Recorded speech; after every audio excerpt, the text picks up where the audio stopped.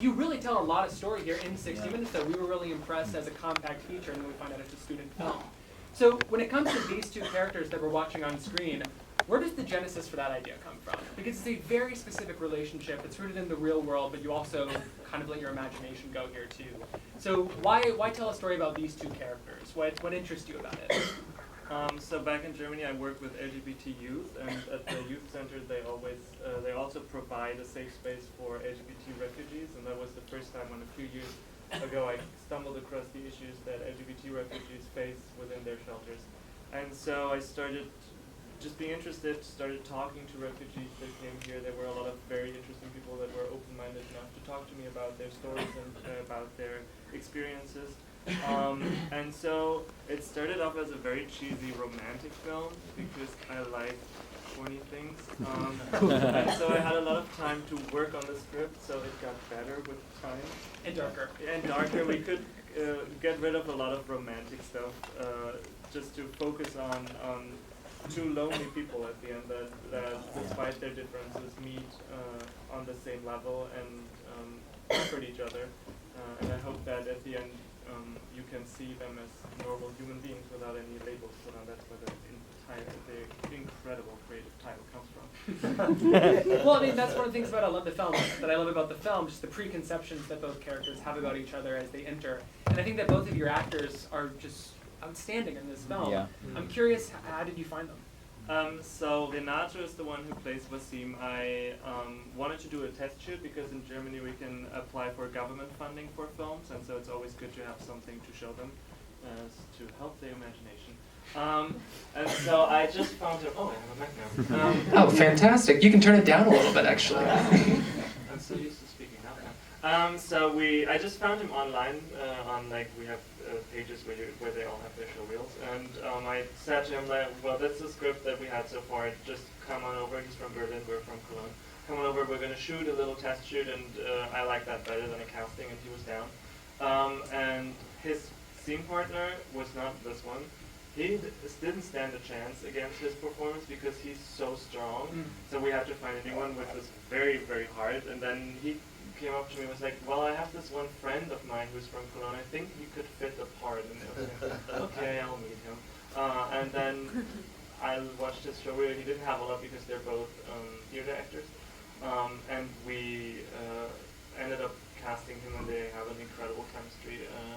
So I was very happy about that. That's interesting that they're both theater actors because, I think the film is distinctly cinematic, but so much of it is told between two people in a confined location. A couple different locations, but that seems very theatrical to me, and when I'm watching the film, I'm thinking, when you're staging this, how do you make that interesting?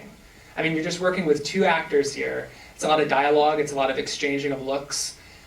So when you're blocking this, how are you trying to keep it dynamic on screen? With two actors specifically. I cannot give an answer. I'm so smart. I saw that all through. For me, it's more like if I'm bored, then probably the audience is bored. I like that.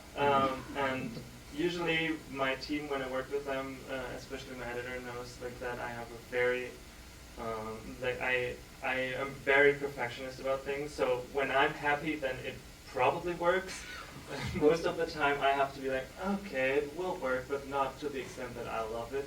And so it's more like that we looked for interesting locations around Cologne. We didn't want it to look like, oh, this is our local story about Cologne. So we showed the cathedral and stuff like that. So yeah, we just found this underground station that no one uses. They paid a lot of money for that, and then part of it collapsed. They're not good at building it.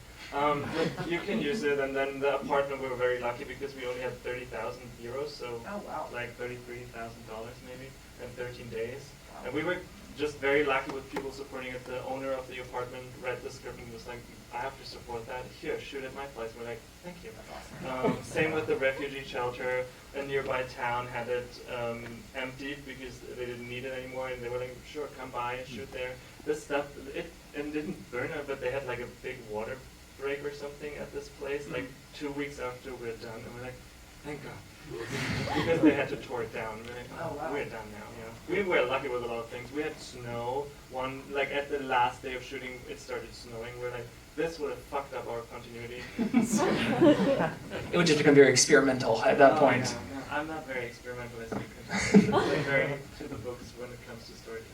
I do love what you said though, just about when I like it, we're ready to shoot. I'm like, that's just called taste, honey. Good directing right there. Yeah, I don't have that kind of attitude on set, but that's what I'm thinking. It doesn't show. So with the two actors, did you do rehearsal ahead of time, or did you just figure it out when you were on set? No, they're too busy for rehearsals.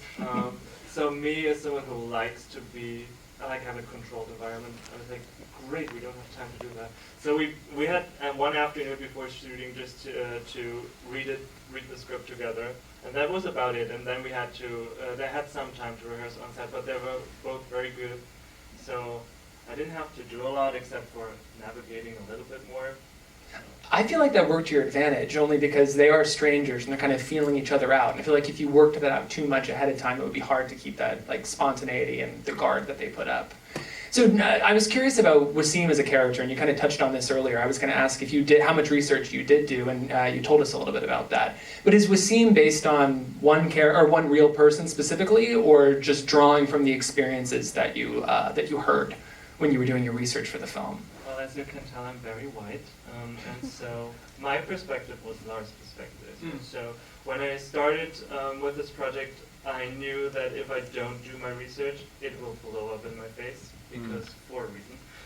And so I did it was like online investing. We have a dating site in Germany, you don't have it here, but you can type in languages, and smart as I am, I put in English and Arabic and no German, and so 90% of the people popping up were refugees. I'm an investigator. And so I basically just wrote them. I said, filmmaker, would you be down to talk about your experiences? And funny enough, most of them were, it's not funny, but most of them weren't down to talk about their experiences that they had coming over. There was just like 2 or 3 of them. But I was fine just having people listen to my story and the idea. And I had one guy in particular from Aleppo. It's not based on me, he's much younger. And he's like the epitome of a white woman now. So well integrated. He goes to farmers markets. But he was patient enough to sit through Skype call with me and let me translate the script for him. And he wasn't shy to tell me what was bullshit and what was not like it would have happened. And so I was able to navigate through some, past some holes that we could have fallen in. Yeah. Were you speaking just with Syrian refugees or folks who were also sex workers when you were doing that? Oh no, we didn't talk to a lot of sex workers. Maybe we should have. I don't know, I feel like it kind of worked out with what we see. I feel like it works out great. That's why I was curious. Then again, if you're on Grindr, you kind of know how sex work works too. I dabbled in that, so not sex work, but Grindr. You're talking to the right crowd. I want to throw it over to the audience while we still have some time with any questions. Yes, please, in front. And you can just project, please. Fantastic film, congratulations. You have the beautiful, intense, intimate sexual scenes, very raw. It's very hard to get American actors to do that kind of nudity. How did you get your actors to do that? Well, maybe I should say they're both straight. That was interesting too, both with family. I think they should have seen it by now. No, this is the thing about theater actors. They're not too shy about nudity, which is so nice. Especially with the scene with the top shot where you see them fuck on the bat. We put up like shields so the team couldn't see them. We had like little socks prepared for them. And while we put all that up, they were standing naked on set and we're like, can we shoot now? And we were like, I guess we can. And so we were just very lucky with 2 people who were very comfortable, even though they knew that it's going to be on screen. And with some of the penises are fake ones and some are real ones, so I'll let you decide which one are real and which are not. You'll have to see the movie again next Sunday to see if we can determine the difference. We'll meet here, I'll take your guesses, and then we'll figure out what's right. So talk to us afterwards about getting in on that game. Any other questions, please, in the center? Up to the end of the film, I thought the actor was playing Wasim was from Syria. Until I saw the name. Where is he from? What's his ethnic He's background? from Brazil. We went to casting because with me being a white girl was like let's find an actor who actually speaks Arabic because the script included much more Arabic, but we couldn't find one. And so we were like, we're going to go with him, just reduce the Arabic part. We had an Arabic translator on set. But yeah, he's from Brazil, and you can't really, and I'm glad that you as an American audience can't tell that his accent is German. That's so nice. Good to know. We were afraid of that. Any other questions? Yes, please. I really enjoyed your film, and what I find it's important for me is that it reminds me of my own internalized homophobia.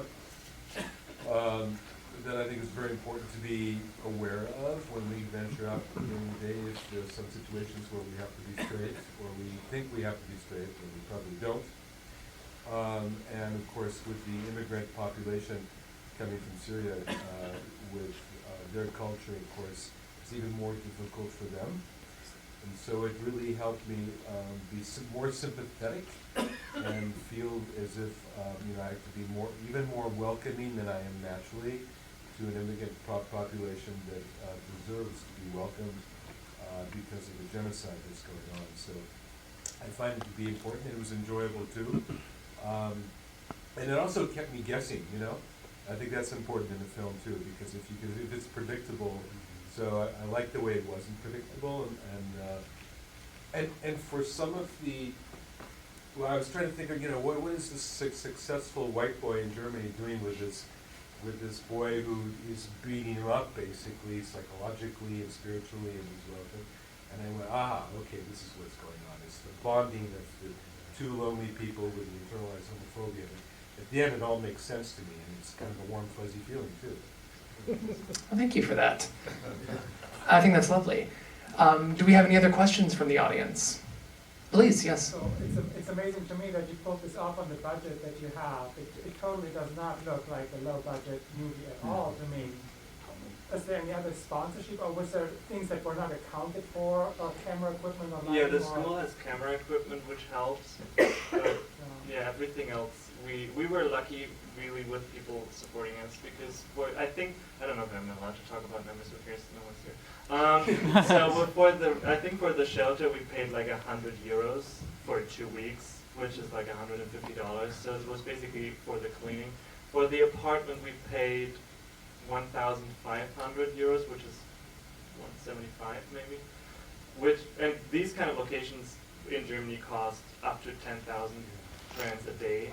And so this guy, we found it on Airbnb, and the guy was like, "Oh yeah, I'm not home. I don't care. I like the film. It's a good idea. Let's do this." And he will never do it again. I have some horror stories from shooting in Airbnbs in this city. Well, we weren't.